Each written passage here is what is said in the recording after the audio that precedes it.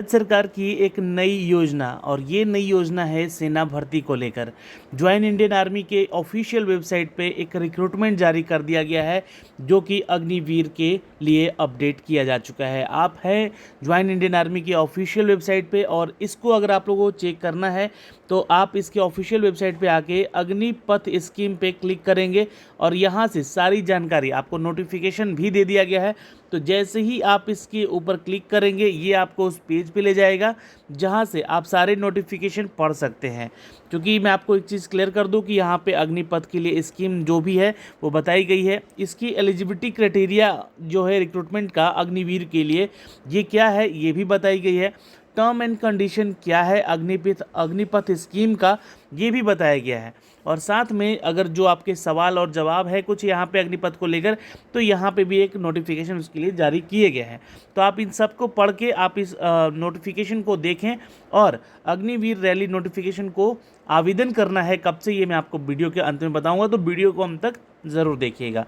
तो चलिए सबसे पहले शुरू से शुरू करते हैं और अग्निपथ स्कीम के बारे में थोड़ी जानकारी यहाँ पे आपको देते हैं। दोस्तों ये है आपके लिए जो स्कीम का नोटिफिकेशन जो जारी किया गया है इसके ऑफिशियल वेबसाइट पे, आप यहाँ से इसको चेक भी कर सकते हैं।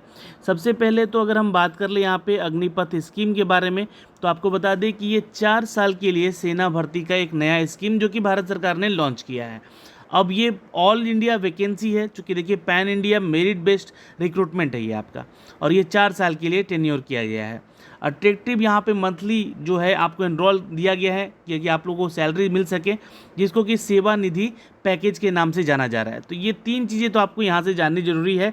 और इस वैकेंसी के लिए कौन से छात्र एलिजिबल हैं, एक क्या एलिजिबिलिटी क्राइटेरिया है, क्या एज क्राइटेरिया है और कौन से एज तक के छात्र इस फॉर्म को आवेदन कर सकते हैं। आप सभी को बता दें कि ये जो वैकेंसी है ये एक आर्म फोर्स वैकेंसी है और ये हर एक सेना में, तीनों ही सेनाओं में इस स्कीम के तहत, अग्निपथ स्कीम के तहत यहाँ पे नौजवानों की भर्ती ली जाएगी। तो चलिए अब इसके बारे में थोड़ी सी डिटेल जानते हैं, इसके रिक्रूटमेंट प्रोसेस के ऊपर चलते हैं। देखिए यहाँ पे जो दूसरा वाउचर दिया गया है इसमें एलिजिबिलिटी क्राइटेरिया बताया गया है आपको कि जो भी छात्र यहाँ पे एज लिमिट को लेकर 17 से लेकर 17.5 से लेकर यहाँ पे 23 साल अप कर दिया गया है। ये नोटिफिकेशन पहले ही जारी किया गया था इसलिए 21 दिख रहा होगा आपको, जो नया नोटिफिकेशन आएगा तो उसमें 23 साल कर दिया गया है, आप लोगों को पता होना चाहिए। तो ये जो है एलिजिबिलिटी क्राइटेरिया 23 साल तक के छात्रों के लिए है। 17.5 से लेकर 23 साल तक के अगर आप एज क्राइटेरिया में आते हैं then you can apply for this post.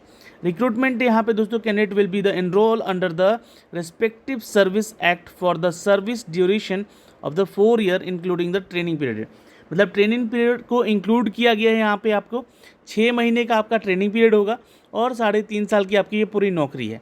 यानी कि 4 साल का पूरा ये आपका नौकरी होगा जिसके तहत आपको यहाँ पे ट्रेंड किया जाएगा और ट्रेंड करने के बाद इस रिक्रूटमेंट में आपको एनरोल किया जाएगा।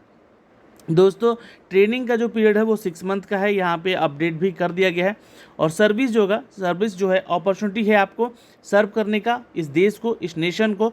और यहाँ पे आपको एक चीज़ क्लियर कर दें कि जहाँ से अगर आप 4 साल की ट्रेनिंग ख़त्म करते हैं उसके बाद 75% छात्रों को जी हाँ यहाँ से डिस्क्वालीफाई किया जाएगा, बल्कि यहाँ पे 25% छात्र को यह परमानेंट जॉब भी दिया जाएगा। तो ये है इसका एक सिलेक्शन प्रोसीजर का आगे चलकर, जबकि 4 साल के बाद भी 25% ही छात्र यहाँ पे आगे अपनी नौकरी को परमानेंट कर पाएंगे। अब ये कौन से छात्र होंगे, क्या उसका स्कीम है वहाँ पे जाने का आगे, ये भी आपको मैं बताऊँगा। या आगे चलते हैं लेकर सिलेक्शन की बात कर लेते हैं यहाँ पे। तो आपके मेरिट के आधार पे यहाँ पे सिलेक्शन लिया जाएगा। पहली चीज़ तो सेवा निधि के तहत 30% आपका मंथली जो कि इम्यूलेमेंट होता है वो आपको दिया जाएगा। यानी कि जो आपकी सैलरी होगी वो हर साल बढ़ेगी यहाँ पे, ठीक है। आपके जो सैलरी पैकेज है यहाँ पे अगर आप देख रहे हैं फर्स्ट ईयर में सैलरी पैकेज 4.76 लाख्स का ये पैकेज है और आपके 4 साल होते होते ये 6.92 लाख्स का ये जो सालाना इनकम है आपका ये हो जाएगा 4 साल में। अलाउंस भी आपको मिलेगा जिसमें कि रिस्क कवर होगा, हार्डशिप कवर होगा, राशन, ड्रेसेस, ट्रेवल अलाउंस वगैरह आपको कवर किया जाएगा। सेवा निधि के तहत 30% जो है आपका जो इनकम है उसको सेव किया जाएगा। अब ये कैसे सेव होगा, तो आपकी सैलरी में से 9,000 जो रुपए हैं उस 9,000 रुपये को यह आपके लिए रखा जाएगा सरकार के पास सेविंग के तौर पे, और 9,000 रुपये जो है आपको आपके पीएफ में डाल दिया जाएगा, ताकि आपकी सर्विस ख़त्म होने के बाद भी आपको दिए जा सके। जहाँ पे आपको क्रॉस पस पे अगर हम बात करें तो 11,71,000 जो लाख है आपका 4 साल के बाद ये जो इंक्लूड इनकम टैक्स यहाँ पे देकर आपको रिटर्न किया जाएगा। यानी कि 4 साल के बाद आपको ये लगभग 11,71,000 की जो पैकेज है ये भी आपको साथ में मिल जाएगा इसमें। अब यहाँ पे डेथ कंपनसेशन की अगर बात की गई है तो ये non contributory life insurance cover दिया जा रहा है यहाँ पे आपको। जी हाँ, करीब 48 लाख का ये आपका डेथ कंपनसेशन में इसको रखा गया है। एडिशनल एक्स क्राइटेरिया है जहाँ पे 44 लाख का डेथ एट्रीब्यूशन टू सर्विस के दौरान ऐसा होता है, तो आपको 44 लाख का यहाँ पे इंश्योरेंस रखा गया है। तो ये है इसका प्रोसीजर यहाँ पे इंश्योरेंस को लेकर। अच्छा, डिसेबिलिटी कंपनसेशन जो है, जैसे कि मान लीजिए सर्विस के दौरान आपको डिसेबल्ड हो जाते हैं कई चीज़ को लेकर, तो उसके लिए मेडिकल अथॉरिटीज़ आपको यहाँ पे अपडेट भी दी जा रही है, जो कि वन टाइम ये आपको रहेगा। यहाँ पे देखिएगा, यहाँ पे वन टाइम भी बोला गया, one time x gratia 4425/15 lakhs का ये आपको 3 स्लॉट में दिया गया है, यानी कि 100%, 75% और 50% डिसेबिलिटी रिस्पेक्टिवली आपको ये मिलेगा। अगर आप इस के तहत होते हैं तो कंपनसेशन के तौर पे आपको मिल सकता है। तो ये जो है इनका सारा का सारा जो है फाइनेंशियल पैकेज के बारे में हमने बताया, एलिजिबिलिटी क्राइटेरिया आपको बताया। रिक्रूटमेंट के लिए आप जो छात्र 10वीं पास हैं वो आवेदन कर सकते हैं।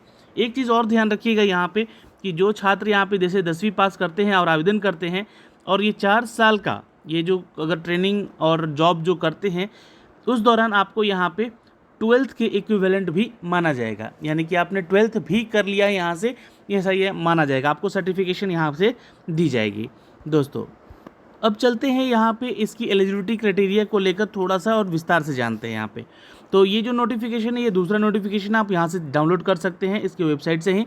तो अग्निवीर जनरल ड्यूटी को लेकर यहाँ पे जो आपका एज क्राइटेरिया है यहाँ पे मेंशन कर दिया गया है कि 17.5 से लेकर 23 साल तक यहाँ पे जो छात्र हैं वो आवेदन करेंगे, और 10th पास आपका ज़रूरी होना है 45% मार्क्स के साथ। एग्रीगेट आपकी जो है वो 33 होनी चाहिए इन ईच सब्जेक्ट, यानी कि हर एक सब्जेक्ट में एटलीस्ट 33% आपका होना चाहिए, है ना, तभी आप इसके लिए एलिजिबल हैं। लेकिन ओवरऑल अगर देखें तो 45% यानी कि 3rd डिवीज़न वाले छात्र भी इधर आवेदन कर सकता है, लेकिन हर सब्जेक्ट में एटलीस्ट पास होना ज़रूरी है। 33% मतलब पास होना ज़रूरी है। यहाँ पे अगर देखा गया है 33 से लेकर 40% के छात्र जो हैं जो डी ग्रेड के तहत आते हैं, सिस्टम ऑफ डी ग्रेड, तो इनको एटलीस्ट 33 से लेकर 40% तक का जो इंडिविजुअल सब्जेक्ट वाइज आपका ये इतना परसेंटेज होना चाहिए, तभी आप इसके लिए योग्य अभ्यर्थी होंगे। तो इस बात का ध्यान रखिएगा मैट्रिक वाले छात्र यहाँ पे अगर आवेदन करते हैं तो। अग्निवीर टेक्निकल पोस्ट को लेकर 17.5 से लेकर 23 साल तक इसमें भी दिया गया है, और इसमें 10+2 मांगा गया है, यानी कि इंटरमीडिएट हैं आप तो आप इसके लिए आवेदन करेंगे। जी हाँ, आपके एज ए सब्जेक्ट 12th में साइंस होना चाहिए, जिसमें कि फिजिक्स, केमिस्ट्री और मैथ में आपका यहाँ पे, और इंग्लिश में एटलीस्ट 50% मिनिमम मार्क्स होना चाहिए। और एग्रीगेट की बात करें तो 40% इन ईच सब्जेक्ट, यानी कि 40% मार्क्स आपका इन चारों सब्जेक्ट में एटलीस्ट होना चाहिए 12th के अगर आप स्टूडेंट हैं, और अगर आप टेक्निकल आर्म्स के लिए आवेदन करना चाहते हैं या कर रहे हैं तो। या फिर अगर आप बात करें Agniveer technical aviation ammunition examiner को लेकर यहाँ पे जो वैकेंसी का पोस्ट है इसमें भी 12th पास मांगा जा रहा है, और किसी भी रिकॉग्नाइज्ड यूनिवर्सिटी से आपका या बोर्ड से जो है आपका सर्टिफिकेशन होना चाहिए। अगर आप NIOS के जरिए ये अगर आपने अपना कोर्स किया है तो भी आप आवेदन कर सकते हैं। ITI कोर्स कर रखा है अगर आपने तो भी आप आवेदन कर सकते हैं। कम से कम 1 साल का ये आप एटलीस्ट आपका होना चाहिए सर्टिफिकेशन ITI वाला, ये ध्यान रखिएगा। ओके, अगला जो पोस्ट है यहाँ पे अग्निवीर क्लर्क को लेकर, जो कि store keeper technical in arms में है रिक्रूटमेंट। 17 से लेकर 23.5 से लेकर 23 साल तक का एज क्राइटेरिया है। 12th पास यहाँ पे मांगा जा रहा है, और इन एनी स्ट्रीम अगर आपके कॉमर्स में, आर्ट्स में, साइंस में 60% मार्क्स हैं, aggregate with the each minimum 50%, यानी कि 50% हर एक सब्जेक्ट में होना चाहिए, बट ओवरऑल 60% आपका मार्क्स पास आउट होना चाहिए, ये ध्यान रखिएगा, तभी आप अग्निवीर क्लर्क के लिए इस पोस्ट के लिए आवेदन कर सकते हैं। अगर आप दोस्तों इंग्लिश में, मैथ में या अकाउंट्स में या फिर बुक कीपिंग में क्लास 12th में किए हैं तो तो ये मैंडेटरी है आपके लिए यहाँ पे, तभी आप इसके लिए योग्य अभ्यर्थी माने जाएंगे। अगला जो पोस्ट है यहाँ पे अग्निवीर ट्रेडमेंट को लेकर, जहाँ पे 10वीं कक्षा पास के लिए आवेदन के लिए बोला गया है। 17.5 से लेकर 23 साल तक का एज क्राइटेरिया है। क्लास 10th में सिंपल पास भी हो तो चलेगा। यहाँ पे कोई भी स्टेपुलेशन नहीं है एग्रीगेट को लेकर, बस एटलीस्ट मानिएगा कि 33% से नीचे रिजल्ट आपका हर एक सब्जेक्ट में नहीं होना चाहिए। तो 10th पास वाले छात्र भी आवेदन करेंगे यहाँ पे। अग्निवीर ट्रेडमेंट को लेकर 8वीं पास का जो छात्र है वो भी आवेदन कर सकता है। जी हाँ, अगर 8वीं पास है अग्निवीर ट्रेडमेंट को लेकर, क्लास 8 सिंपल पास होना चाहिए और एटलीस्ट सभी सब्जेक्ट में 33% मार्क्स आपका होना चाहिए। तो ये ध्यान रखिए यहाँ से।